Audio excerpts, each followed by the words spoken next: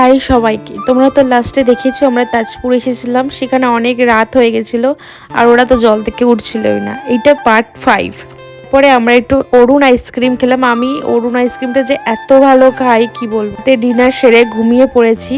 তারপরে এখানে সকাল হয়ে গেছে, সকালে 1 কাপ চা নিয়ে ব্যালকনিতে দাঁড়িয়ে দাঁড়িয়ে সমুদ্রের মজা নিচ্ছিলাম, দারুণ লাগছিল। তারপর তেমন রেডি হওয়ার কিছুই ছিল না, মোটামুটি সেজে আমরা একটু বিচের পাশে গেছিলাম। ফার্স্টে তো রুম থেকে বেরোতে ইচ্ছা করছিল না, কারণ সবসময় ভালো লাগে না, একভাবে ঘুরেই যাচ্ছিলাম।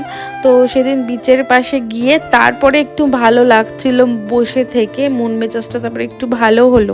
আর এইদিকে মিঠি দোল খাচ্ছে, আমার চশমাটা পরে একটু আমার মতন ভাব নিল। যাই হোক, তারপর ওরা তো জল দেখলে নিজেকে কন্ট্রোল করতে পারে না, তাই জলে নেমে পড়লো একটু পা ভিজানোর জন্য। আর এদিকে আমি বারবার বলছি তোরা নামিস না, ঘরে গিয়ে চান করবি। তারপরে একটু দুপুর হতে না হতেই আমরা বাড়ি রুমের দিকে যাচ্ছিলাম। আর এখানে আরেকবার অরুণ আইসক্রিম খেয়ে নিয়েছি। আমার অরুণ আইসক্রিম দারুণ লাগে।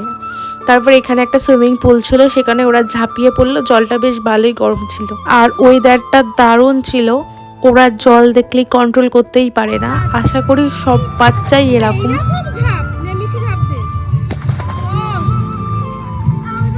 আর এদিকে ওরা জলে ঝাপাঝাপি করছিল, আমি এদিকে একটু দোল খেয়ে নিলাম বাচ্চাদের মতন, বাচ্চারাও খেয়েছিল।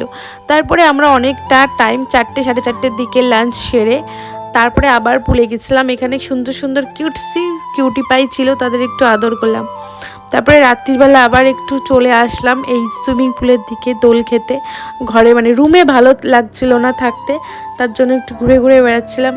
আমার একটা সমস্যা আছে, একবার রুমের ভেতর ঢুকে পড়লে বেরোতে ইচ্ছে করে না, একবার বেরোলে ঢুকতে ইচ্ছে করে না। তো ব্লগটা এই পর্যন্ত, টাটা।